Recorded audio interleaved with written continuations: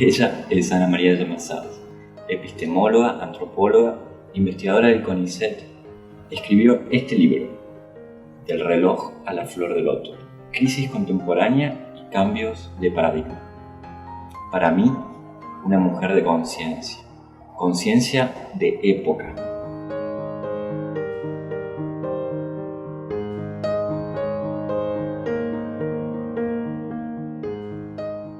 Del reloj a la flor del loto. ¿Nos contás un poquito esa metáfora del libro? Exacto, sí. Es una alusión al cambio de paradigmas. Es una alusión metafórica, como vos decís, una forma poética de describir el proceso que estamos viviendo de pasaje de un paradigma que está emblemáticamente representado por el reloj, que sería el paradigma de la modernidad, caracterizado por el mecanicismo, es decir, la concepción de que el mundo es una máquina y nosotros también, los seres humanos, toda la naturaleza, se pensó más como una máquina que como un organismo. El paradigma materialista, determinista, etcétera, tiene todos estos rasgos que voy describiendo a lo largo del libro. Y la flor del loto es otra metáfora. Es una metáfora que nos conduce a un símbolo universal, que es la flor, en principio, algo que florece, algo que nace desde una semilla y que germina y que se plenifica y se abre y da sus frutos y crece orgánicamente. El loto, si bien es un símbolo que tal vez en primera instancia remite a Oriente, la verdad que es un símbolo universal y que también está en la tradición occidental, como una flor embriagante, como una flor que simboliza el crecimiento, el despliegue, el crecimiento espiritual. Y para mí es la metáfora que también está en América, por eso lo tomo. En Mesoamérica se utilizaban las flores de loto para entrar en trances, en el chamanismo mesoamericano. En fin, es un símbolo universal y es una flor el nenúfar, cuyas variedades están en todas partes del mundo. Nosotros tenemos acá en Sudamérica, en los grandes ríos, el irupé, que es el loto americano, sudamericano. Bueno, esto es como un poco la historia detrás de la imagen, ¿no? Y en ese pasaje, del reloj a la flor del loto. Y ahí estamos, como en una actitud de salto, algunos, de tránsito, de transformación. Es lo que estamos viviendo, es la crisis contemporánea, como más que bueno, también debería explicar un poco este concepto de los paradigmas, me parece. Un paradigma es un conjunto de ideas, pero también es un conjunto de creencias, de valores, de actitudes que se reflejan en nuestra manera de estar en el mundo, no solo de pensar, sino de sentir el mundo, percibirlo, concebirlo, interpretarlo y actuar en el mundo. Entonces, cambio de paradigmas en un sentido amplio es esta transformación de una visión del mundo que nos llevó a un estado de cosas prácticamente insostenible, un estado de riesgo de aniquilación completa de la especie humana y del planeta, en una ambición desmedida del control, de la explotación, etc. Y en una desconexión muy profunda con lo orgánico, con lo natural, con lo espiritual, con lo subjetivo, en aras de un ideal de progreso ilimitado, ¿no? Esta transición es este pasaje, justamente, de la metáfora del mundo como un reloj y de nosotros como pequeños relojitos que tenemos que funcionar y rendir, a un mundo, a una visión de mundo más inspirada en una metáfora orgánica, donde el desarrollo del ser que se pueda dar así como una flor, ¿no? Que incluso la flor del loto tiene una simbología muy particular porque une sus raíces, es de aguas semiprofundas, entonces sus raíces siempre están en el fango, en lo que nosotros desde una visión más tradicional, incluso del chamanismo, que es otra de las disciplinas y conocimientos que yo transito, llamamos el inframundo, es decir, las raíces donde estamos asentados, se desarrolla en el agua buscando la luz y florece en la superficie. Así que recorre, como podríamos decir, los 3 planos del mundo, ¿no? Los planos inferiores, los planos medios y los planos superiores. Y la flor en sí, puedo mostrar una pequeña flor de loto que tengo acá, porque tengo muchas que me acompañan. La flor es una de las flores más mandálicas que hay. Por eso se utiliza en Oriente como un símbolo de perfección, de totalidad, de pureza, porque tiene un centro, se despliega, bueno, tiene una gran belleza, una gran armonía, como todo mandala.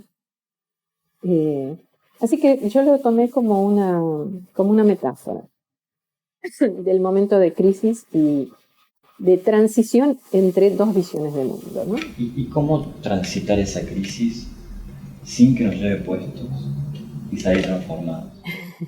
Es una buena pregunta.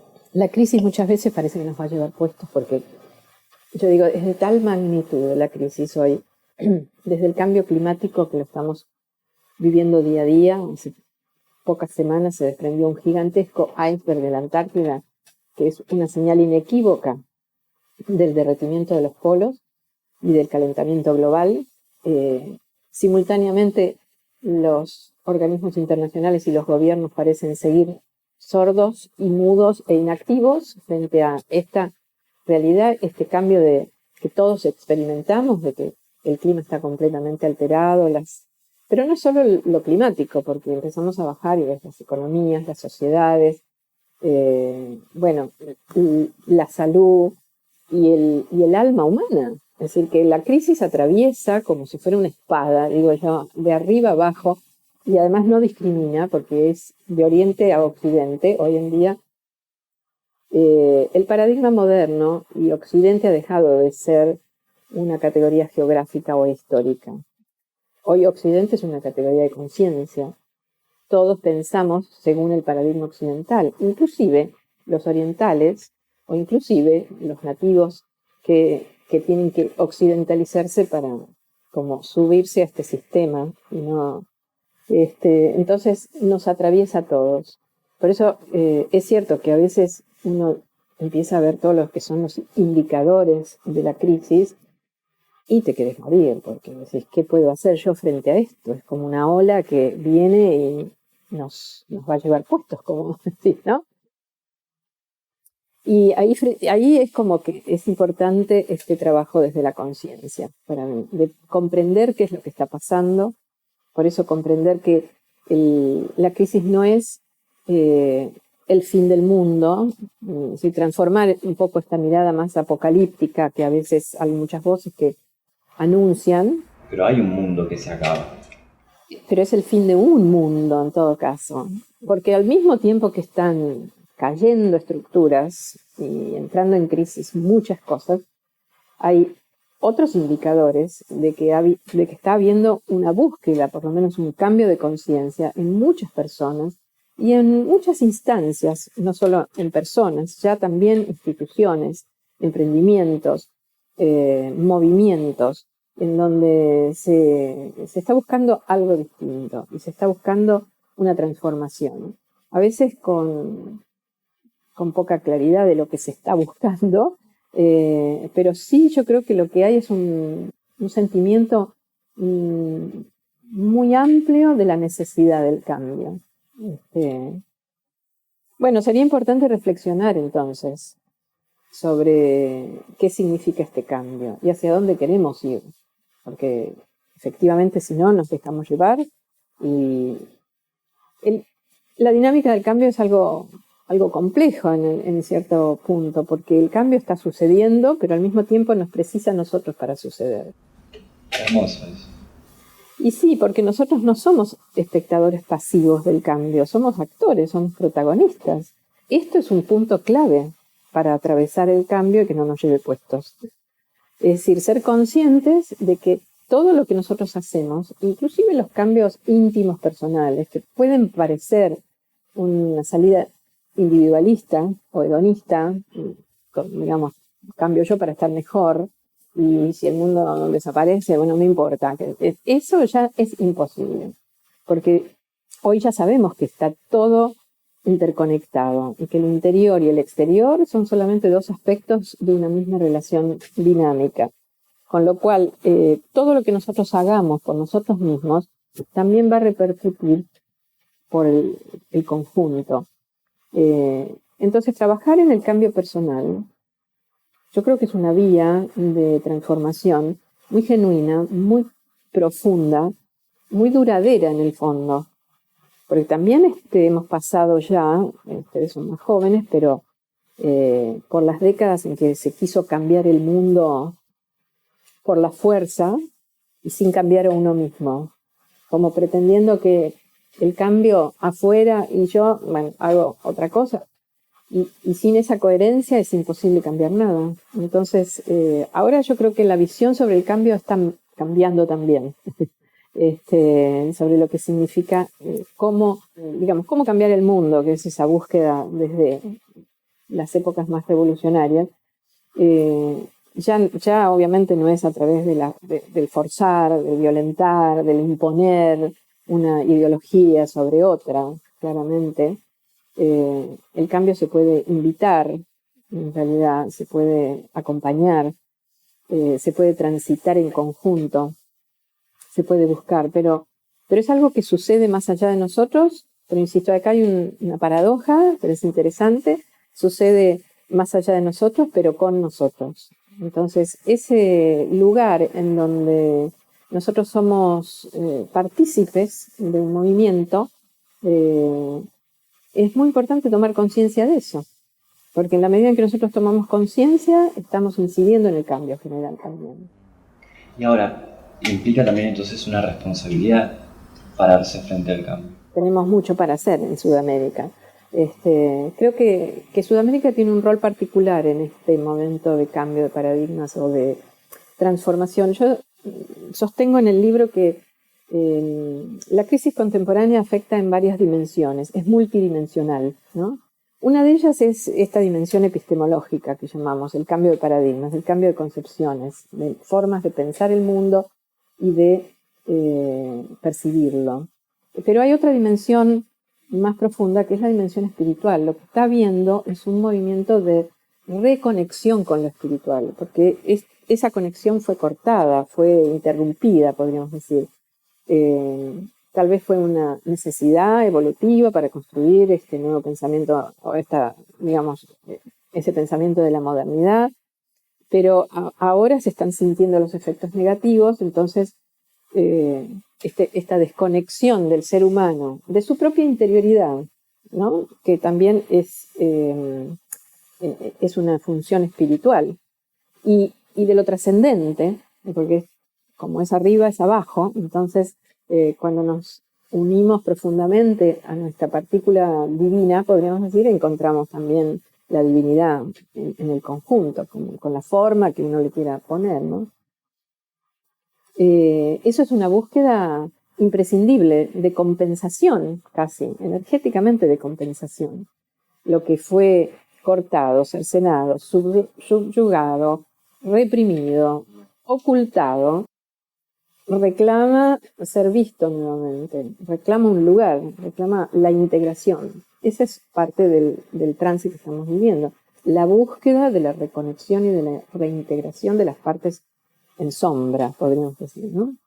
Lo femenino, lo sensible, lo subjetivo, bueno, lo artístico, lo no racional. Todo, el paradigma de la modernidad implicó como una selección muy, muy estrecha de lo que era verdadero, la racionalidad científica, lo mensurable, palpable, y todo lo demás quedó como relegado a otros ámbitos no tan confiables, como conocimientos no rigurosos, no verdaderos, los sentimientos como posiblemente engañosos, la emocionalidad.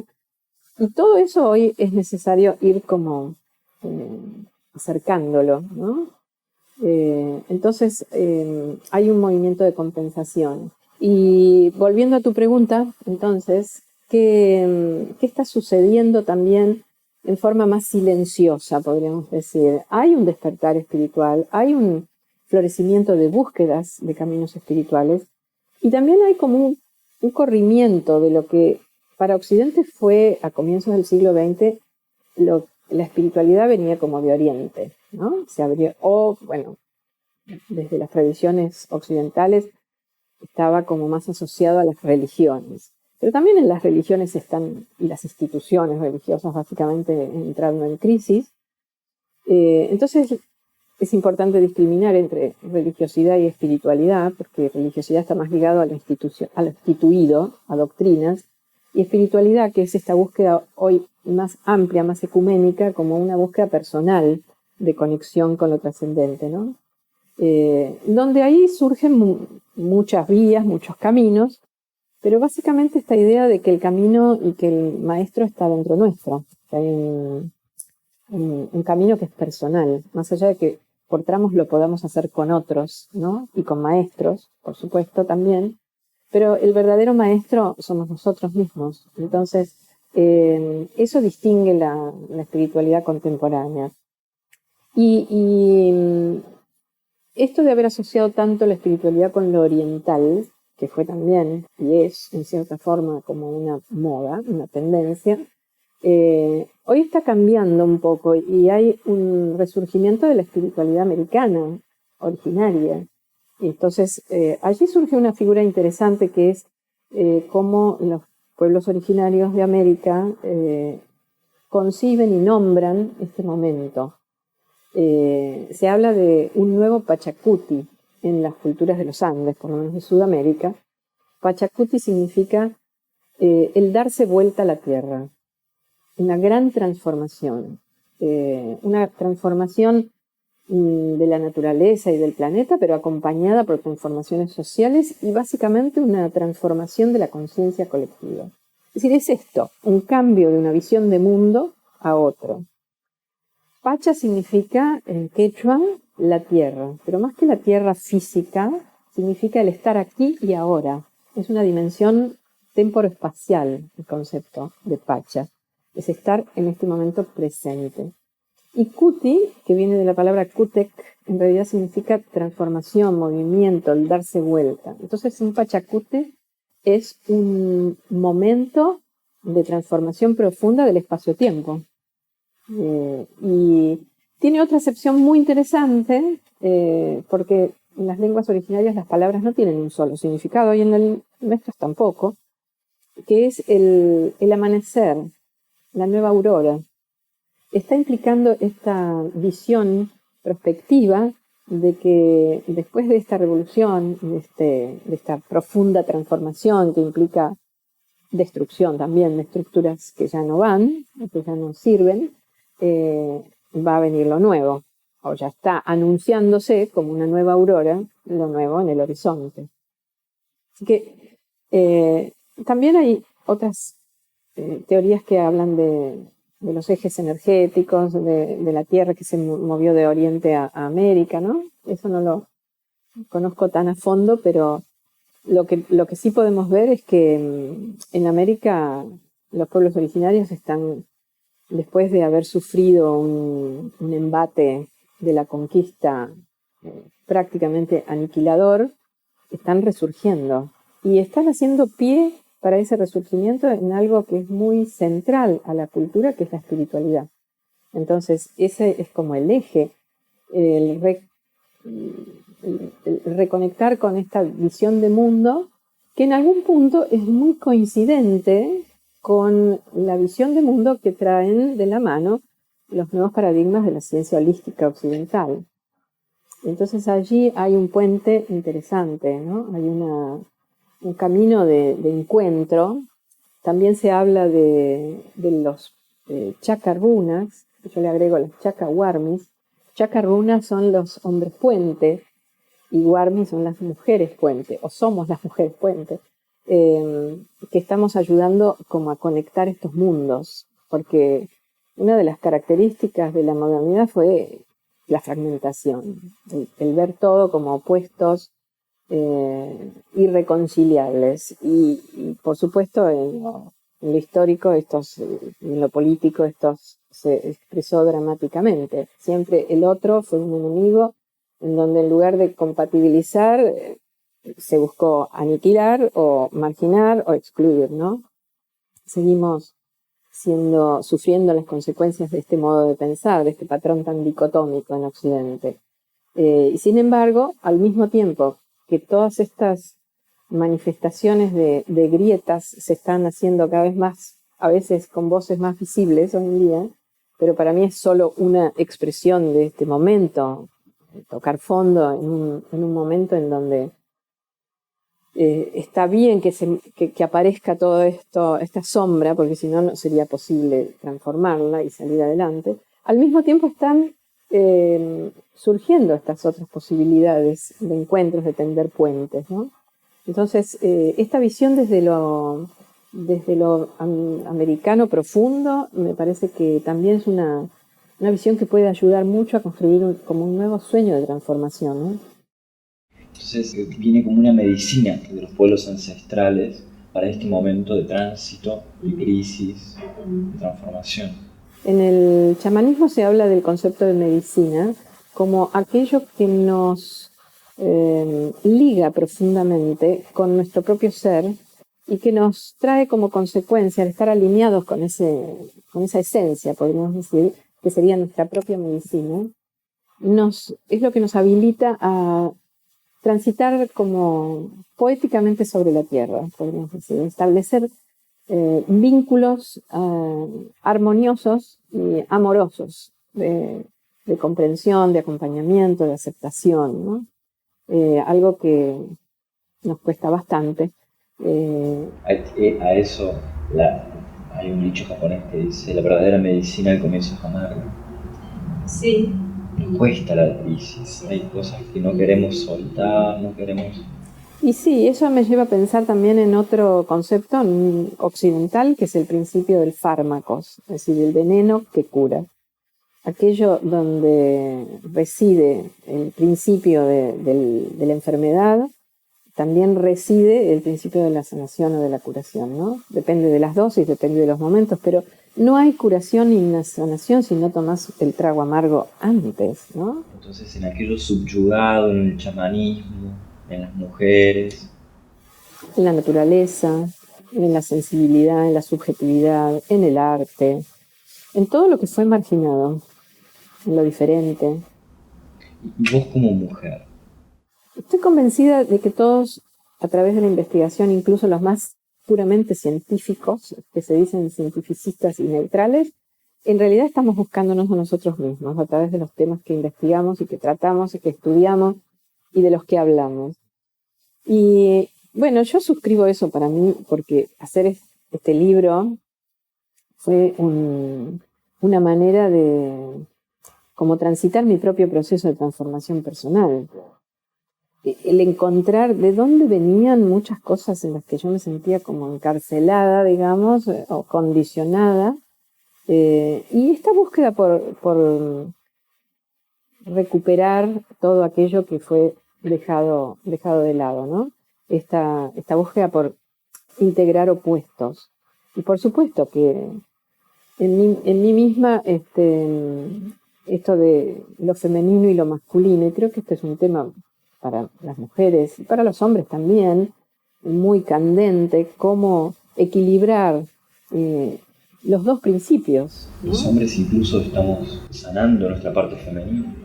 Sí, yo creo que hay un poco más, las mujeres estamos como más decididamente encarando esta búsqueda, porque vos ves nada más que tenés que ver en las actividades de sanación, de autotransformación, etcétera, la cantidad de mujeres que hay y la cantidad de hombres que hay, y es minoritaria todavía la cantidad de hombres, ¿no?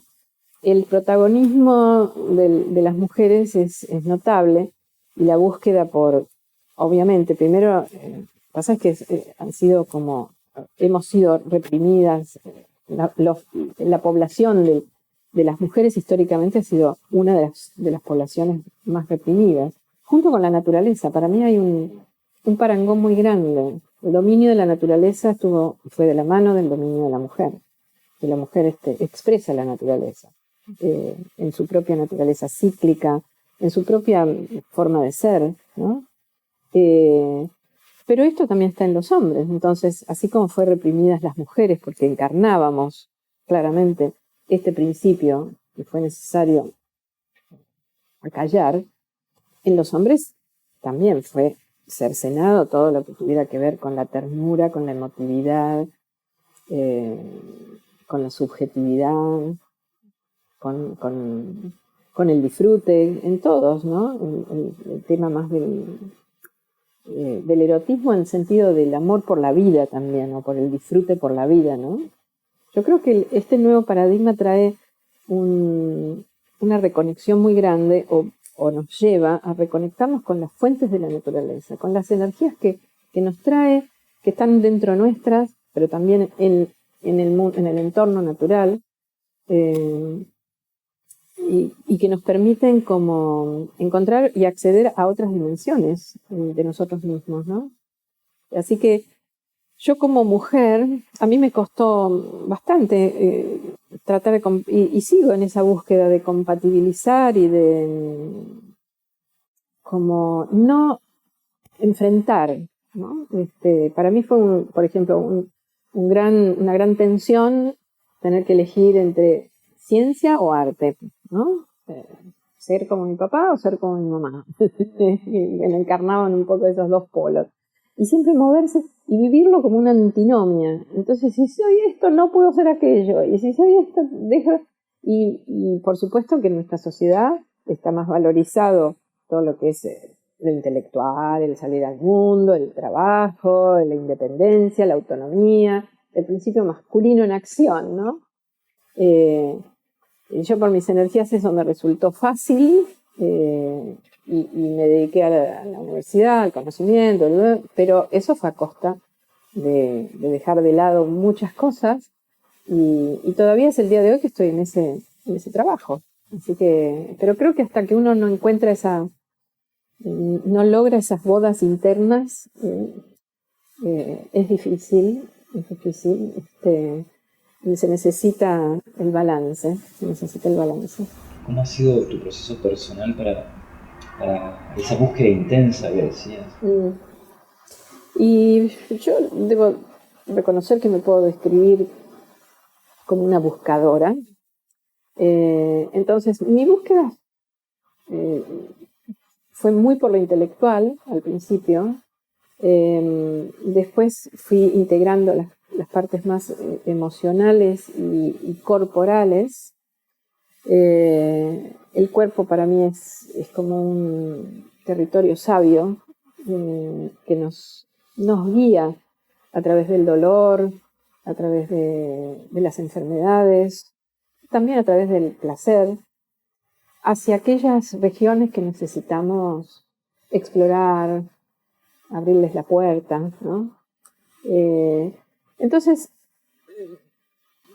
escribir siempre, yo al principio trabajé como periodista, escribir me sale fácil, digamos, no es que sea fácil, bueno, investigar y todo eso tiene sus aspectos angustiosos, podríamos decir, cuando no te sale, cuando te trabas, cuando querés decir y sos muy perfeccionista, como pasa a mí, no te gusta como lo dijiste. Pero en realidad, bueno, un libro es una cosa maravillosa porque a mí por lo menos me puedo transmitir esta experiencia. Tener un proyecto de escribir un libro es un proyecto vital. A mí me sacó de una depresión muy grande tener una propuesta editorial para publicar este libro en determinado momento, y me sirvió para arrancar y empezar y escribir y mandar capítulos y así, ¿no? Así que para mí fue este libro lo quiero muchísimo. Si bien he escrito muchas otras cosas, pero realmente este libro es como mi obra más directa, porque además es la más comprensiva, en la que toco más aspectos, y donde me permití además decir muchas cosas que iban surgiendo a medida del proceso de la escritura, que también eso es una cosa maravillosa para compartir. La tarea de escribir es como, uno se puede planificar, sí, es importante hacer un plan, el índice, lo que sea, pero hasta que uno no se sienta y empieza y da forma, yo siento que debe ser como, yo no hago escultura, pero me imagino que es así como, hoy un poquito, acá le pones, acá le sacás, ¿viste? Porque los textos tienen todo un trabajo hasta que realmente decís, bueno, me formo con esta forma, también en algún momento hay que bajar la cortina y decir, basta, porque si no es eterno, pero se escriben en alguna medida. Y esa es la instancia más, para mí, más transformadora de la tarea de escribir. Cuando vos sentís que algo se escribe a través tuyo. Cuando sentís que podés dar tus manos como instrumento, sería, ¿no? Tus manos, tu emoción, tu cabeza. Y que tienen su propia lógica y que ya vienen, ya están. Como que si ya estuvieran escritos en otro lado, ¿viste? Y uno simplemente los tiene que medio bajar y darle la forma y el lenguaje, ¿no?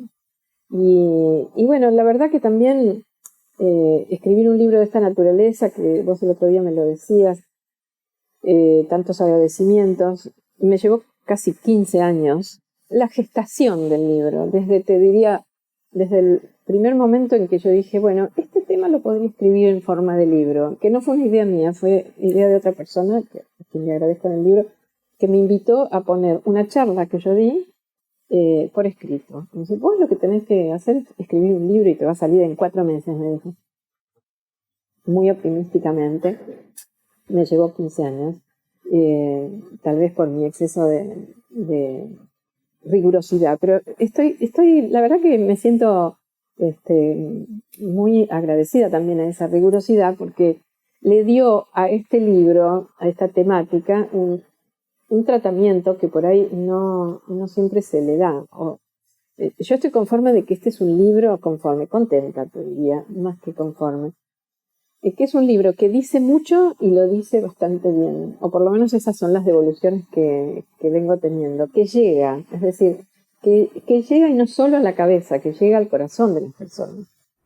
Personalmente también fue mi experiencia, un libro que armonizó muchos mundos en mí, me dio paz, me hizo sentir que mi crisis no estaba errada, que la debería acompañar.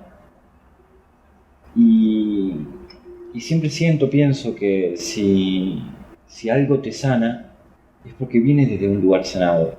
Si algo es medicina, es porque viene de una medicina. Entonces, desde ese lugar, digo, algo ha sanado en vos, el libro mismo. Sí, sin ninguna duda. Sí. Es una linda devolución la que me haces. Gracias. El proceso de sanación es un proceso muy misterioso, realmente, ¿no? Y creo que también multidimensional. Hay un aspecto de la sanación, si querés, porque todos necesitamos sanación del alma, del espíritu, y el mundo necesita sanación no solo del alma y del espíritu, sino de las estructuras materiales concretas que están en crisis, ¿no? Pero hay un aspecto de ese proceso de sanación que es la comprensión, en el que yo quería hacer un poco de hincapié, porque me parece que es imprescindible que nos conectemos desde esa fuente, que es una fuente encarnada, emocionalmente encarnada, lo que nos pasa, y que trabajemos con coraje en cuanto a ver esas heridas. O sea, a veces hay que reabrirlas para limpiarlas y que salga, ¿no? Enfrentarnos a nuestra propia sombra, como se dice en la terminología junguiana. Y esto es un proceso que si no le pones el cuerpo y no le pones la emoción, no es transformador. Pero yo creo que es imprescindible ponerle un tercer ingrediente que es la comprensión. La conciencia se genera cuando se hace una sinergia entre vivencia, emoción, comprensión, intuición, es decir, todas las vías de conocimiento para alinearse y producir ahí un efecto, ¿no? Donde algo sana, es decir, algo ya está como más ordenado, podríamos decir. Después de todo, se puede pensar qué es qué es un trauma, qué es una herida, ¿no? Sino una desarmonía, un desequilibrio, algo que no está en su lugar, sería. Desde una concepción más orgánica, más holística, incluso desde la concepción tradicional y chamánica, curación es alinear planos energéticos, el físico, el emocional, el mental, ¿no? Las medicinas alternativas trabajan con ese mismo concepto, un concepto más integral. Solo la medicina occidental es que ha cortado todos estos planos y encima ha fragmentado las partes del propio cuerpo. Todos tenemos, por eso yo digo que hay heridas que son de época, que no nos damos cuenta de cuánto somos época.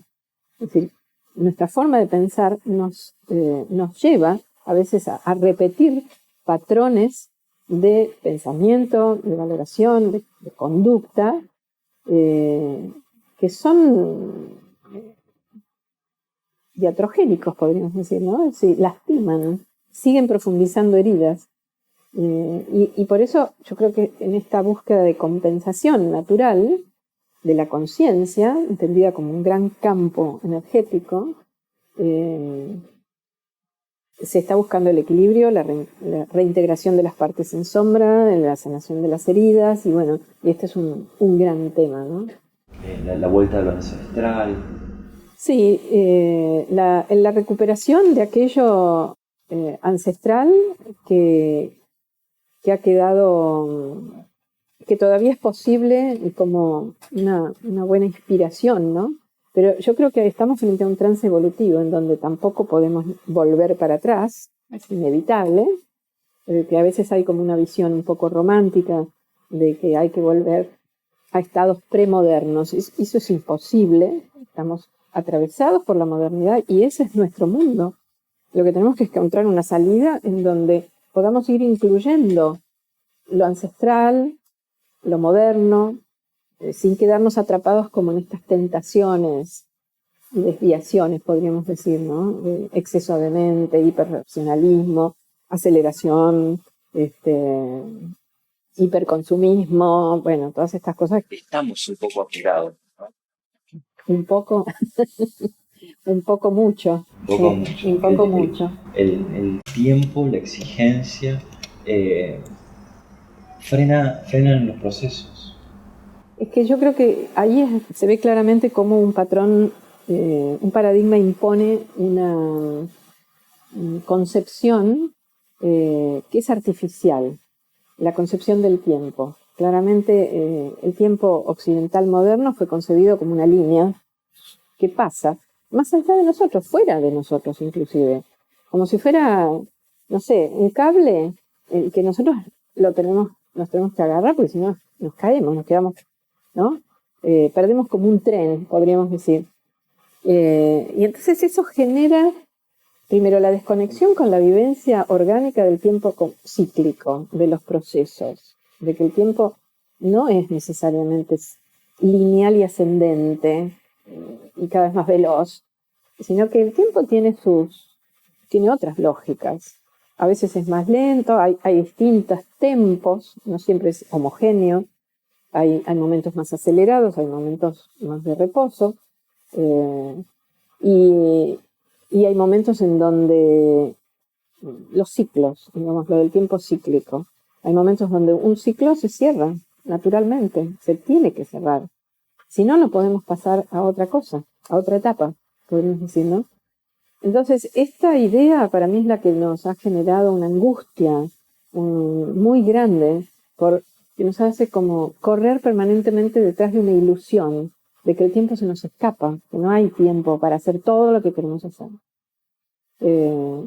Incluso yo creo que hay una distorsión, no me acuerdo en este momento quién era que decía que en la sociedad contemporánea la disponibilidad de tiempo es inversamente proporcional a la jerarquía social, ¿no? Cuanto más alta la jerarquía social, menos tiempo tenés para disponer para otras personas. Las agendas están más complicadas. Entonces, parece que estar muy ocupado es ser muy importante. Y cuando vos querés conocer a alguien, tenés que, no sé, pedir una entrevista con meses de anticipación, ¿no? Y después te dan un minuto y arreglate. Y todo eso es a base como de haber perdido otra noción del tiempo, que también está en Occidente desde el principio, que es lo que los griegos llamaban el kairos. El tiempo de la línea es el cronos, es el tiempo del reloj, es el tiempo cronológico, que se midió, se precisó. Pero hay otra vivencia del tiempo que es más cualitativa, que es la del tiempo oportuno, la de lo que sucede como casi fuera del tiempo, fuera del otro tiempo. El kairos es estar en el lugar oportuno en el momento justo con las personas indicadas y hacer lo que hay que hacer. Y aprovechar ese momento como un florecimiento de la vida, sería, ¿no? Una oportunidad de la vida. Vivirlo intensamente. Y esa vivencia se imprime de una manera global, ¿no? Los momentos sin tiempo, podríamos decir, casi otra paradoja, ¿no? El tiempo sin tiempo. Pero básicamente es esta posibilidad de vivir el tiempo como algo más natural también y algo que puede discurrir en distintas dimensiones, no solo en la del reloj. La del reloj nos esclaviza, porque el reloj finalmente fue un instrumento que sirvió para el control social, para ordenar la vida social, es cierto. ¿Qué sería de nosotros si no tenemos el reloj? Nos perdemos. Hemos como atribuido al reloj una cualidad casi de sostén existencial. Y el reloj, la hora, está omnipresente en el mundo contemporáneo. Todo te dice la hora, todo te recuerda la hora. Nosotros hemos perdido casi la habilidad para manejarnos con las horas naturales, ¿no? Saber más o menos en qué parte del día estamos por la luz, por el ritmo del sol, por nuestro propio ritmo biológico, ¿no? Y los tiempos naturales, ¿no? La menstruación en las mujeres, esos tiempos que van llegando, se van en forma cíclica y por ahí los tapamos con alguna pastilla en pos de ser productivo y volver a la oficina. Y no respetamos esos tiempos. Y sí, esto está muy ligado a la filosofía del rendimiento, además, porque la verdad que el mundo del reloj es un mundo productivista, donde los ciclos naturales, respetar los ciclos naturales, va casi en contra muchas veces de... Pero ahora hay como una revisión también de eso, ¿no? Hacer más espacio a los momentos y a los ciclos y a las necesidades orgánicas de las personas. Pero bueno, estamos todavía lejos. Más tiempo para maternidad. Sí, para maternidad y para paternidad, ¿no? Para las enfermedades, para las cosas personales también, ¿no? Desde los nuevos paradigmas ha surgido como un concepto que es muy profundo, que es el de sincronicidad, que está relacionado con esto que hablábamos del kairos en un punto. La sincronicidad, que la desarrollaron como idea Jung y Pauli, un físico cuántico, en una relación de colaboración y de sanación también, porque Pauli fue paciente de Jung y después de muchos años establecieron una relación de amistad más allá de ser uno paciente del otro, una relación de colaboración. Desde la física y la psicología buscaban más o menos lo mismo, ¿no? El principio de sincronicidad expresa esto. Cuando un hecho de la realidad objetiva se alinea, podríamos decir, con un hecho de la vivencia que a la persona le resulta significativo.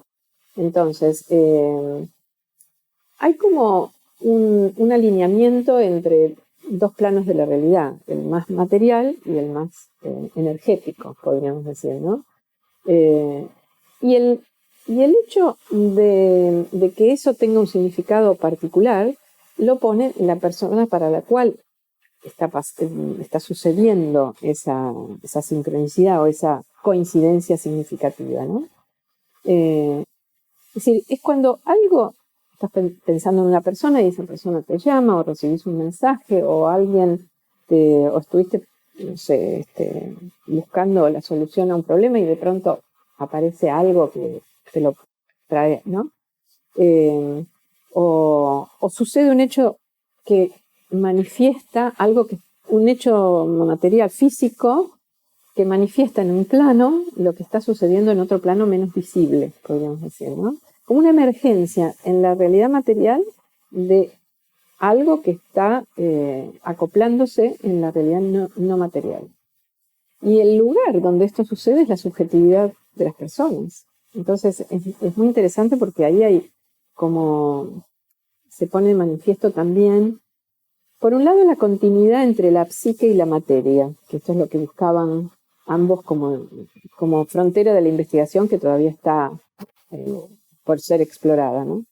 La unidad entre el plano psíquico y el plano físico.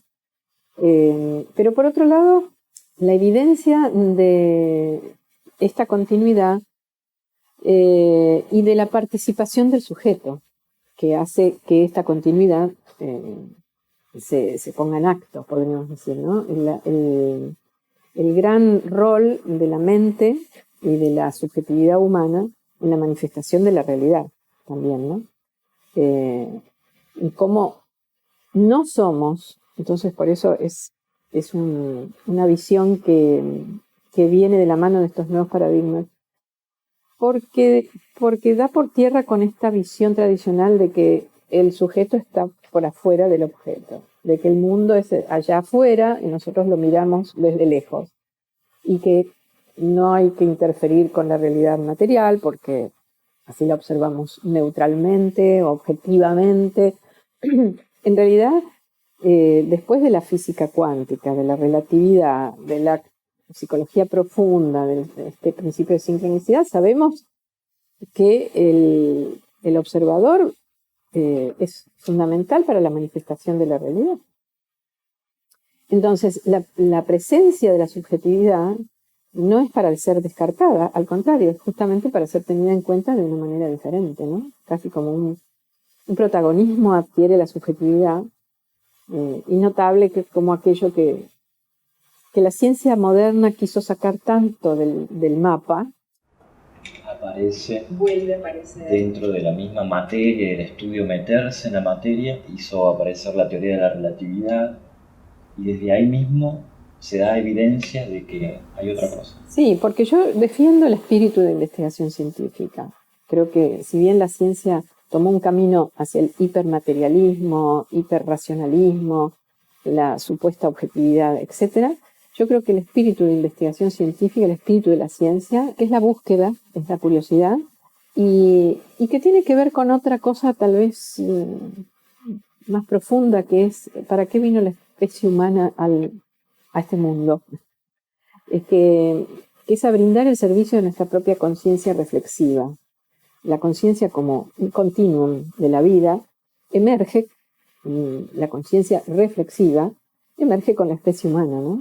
Y esto tiene un sentido muy trascendente, si lo vemos en términos de macroevolución, que es poner justamente esta capacidad que tiene el ser humano de desdoblarse, de reflexionar, para buscar, para investigar, para verse a uno mismo, para ver la realidad, es decir, el desarrollo de la conciencia al servicio del cosmos y del universo, es decir, como ponerlo para que el mismo universo se vea reflejado a través de nuestra conciencia reflexiva. No sé si es un poquito complicado, pero somos como espejos de la naturaleza y del cosmos. Entonces, el verdadero, auténtico y profundo sentido de la ciencia es ejercer este rol.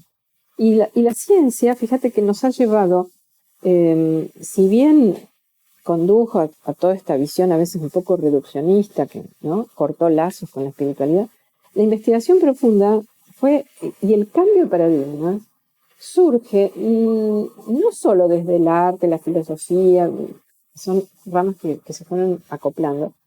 El verdadero cambio de paradigma surge desde la ciencia, porque nuestra sociedad, que es una sociedad que le cree a la ciencia como conocimiento verdadero, ¿cuándo se empieza a transformar? Cuando la ciencia misma, a través de la física, el núcleo más duro de la ciencia, empieza a decir, no, la realidad no es así como lo vemos. No es tan sólida, tan estable, tan material exclusivamente, tan fragmentable. La realidad es otra cosa, la realidad física, ¿no? Es más energía, es más fluido, es más vacío, es más incertidumbre, es más dinámica, es mucho más parecida a algo, no tanto a un ladrillo de una casa, sino a una pieza de música que deviene, que tenemos que dejarla ser para que se manifieste. Entonces, ahí hay un movimiento también muy interesante para rescatar, que es cómo la ciencia, en su sentido más profundo, fue un verdadero como agente iniciatorio para la conciencia. Nos fue llevando hacia las mayores profundidades, tanto de la materia como del cosmos, y termina también encontrando que la presencia humana es lo que determina la manifestación de la realidad. Entonces, de ahí que acople maravilloso, ¿no? Las profundidades de la materia, las inmensidades del cosmos y las supervelocidades del espacio-tiempo terminan como integrándose en el principio del observador. Es decir, que al hacer una observación vos modificás el resultado de la observación. Dice que nuestra presencia es imprescindible.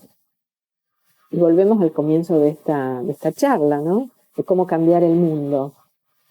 Claramente tenemos un rol que nos hace sumamente responsables del curso de las cosas, ¿no? Entonces tenemos que poner nuestra conciencia, porque en la medida en que nosotros pensamos el mundo de una manera, ese mundo va a parecerse bastante a nuestro pensamiento. Y si cambiamos nuestros pensamientos, nuestros sentimientos, nuestras emociones, también ese mundo va a empezar a cambiar. Siento que ante esta crisis no fuiste indiferente. No puedo ser indiferente, creo que es muy difícil ser indiferente. Hace unos años atrás por ahí uno podía mirar para otro lado o barrer la tierra debajo de la alfombra y decir me voy al campo, es una expresión, pero hoy en día nos afecta a todos, nos llega a todos. Distintas. Tu reacción fue hacer un libro, clase de chamanismo. Sí, mis posibilidades, sí. No sé si reacción, es lo que yo siento que puedo dar y que puedo hacer. Por supuesto que caminos de acción hay miles, porque cada uno tiene que como encontrar aquello en donde vibra más y donde tenés tus talentos y podés darlos.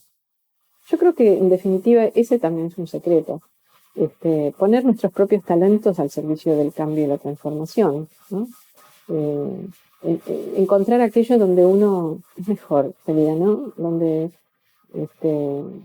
te sale más fácil, sería, nada de esfuerzo, sino fluir más naturalmente. Es todo un trabajo, pero vale la pena.